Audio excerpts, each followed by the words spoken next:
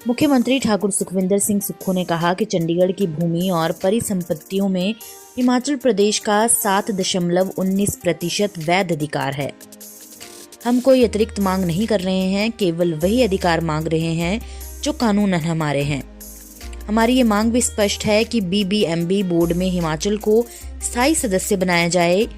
जल विद्युत परियोजनाओं में राज्य को 12% मुफ्त बिजली रॉयल्टी देने की नीति को पूरी तरह लागू किया जाए और इन परियोजनाओं में हिमाचल की मुफ्त रॉयल्टी को बढ़ाकर 50% किया जाए। पंजाब रीऑर्गेनाइजेशन एक्ट 1966 के तहत हिमाचल प्रदेश को जब टेरिटरी ट्रांसफर हुई, उसके साथ जनसंख्या भी ट्रांसफर हुई और उसके एसेट्स भी ट्रांसफर होने थे। हमारा पूर्ण हिमाचल बना, उसमें एसेट ट्रांसफर नहीं हुए, तो हम तो पंजाब के पार्ट थे, तो हमें जो चंडीगढ़ में था उसको 7.19% हमारा हिस्सा है जो हमें मिलना चाहिए था।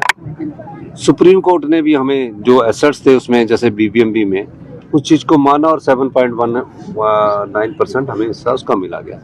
मैंने कहा कि जो चीज़ कानून में लिखी गई है, जो चीज़ कानून के द्वारा लिखी गई है, उस अधिकार को मांग रहे हैं, हम कोई एक्स्ट्रा नहीं मांग रहे हैं। पंजाब रीऑर्गेनाइजेशन एक्ट के साथ जब टेरिटरी ट्रांसफर्स होती है और पॉपुलेशन ट्रांसफर्स होती है तो उसके साथ एसेट्स भी ट्रांसफर होते हैं जो नहीं हुए, जिसके में हम उनसे हिस्सा मांग रहे हैं। इस बात को मैंने कल की बैठक में रखा। दूसरा, मैंने कहा कि पौंग डैम में ऑस्टिज बने हिमाचल के लोग, 4 पीढ़ियों से वो सड़कों पर है, अभी तक उनको पट्टे नहीं मिलते हैं। तो पौंग डैम में BBMB में हमें परमानेंट मेंबर बनाया जाए, BBMB बोर्ड में, क्योंकि अभी पंजाब और हरियाणा है, हिमाचल उसका बोर्ड का मेंबर नहीं है। उसकी बात की। तीसरी मैंने बात की कि शानन जो प्रोजेक्ट्स है, अब वो लीज खत्म हो गई है।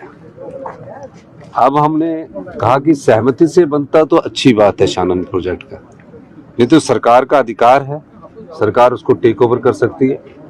हम चाहते हैं कि जब कानून के हिसाब से जब लीज खत्म हो जाती है और कोई सरकार लीज को रिन्यू नहीं करती है तो वो प्रोजेक्ट हमको वापस मिलना चाहिए। उस मामले में हमने पंजाब से भी बात की है।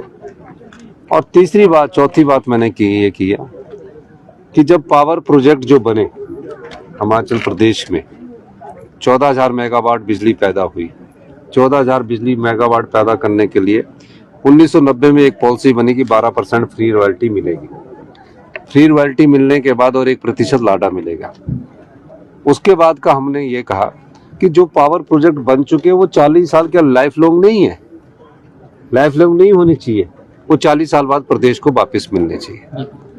और जो प्रोजेक्ट फ्री हो गए, यानी कि एक प्रोजेक्ट अगर सपोज कीजिए 100 रुपये में बनता है, एक प्रोजेक्ट अगर 100 में बनता है, 1 लाख में बनता है, 10,000 करोड़ में बनता है, 1,000 करोड़ में बनता है, उसने कर्जा लिया जैसे 1,000 करोड़, जब 1,000 करोड़ का कर्जा वापस कर दिया और उसके बाद प्रॉफिट कमा दिया तो 12% की जो फ्री रॉयल्टी है वो हमें फ्री रॉयल्टी बनकर 50% मिलनी चाहिए, ताकि क्योंकि रॉ मटेरियल जो है वो पानी है और जो फिनिश गुड है वो इलेक्ट्रिसिटी है।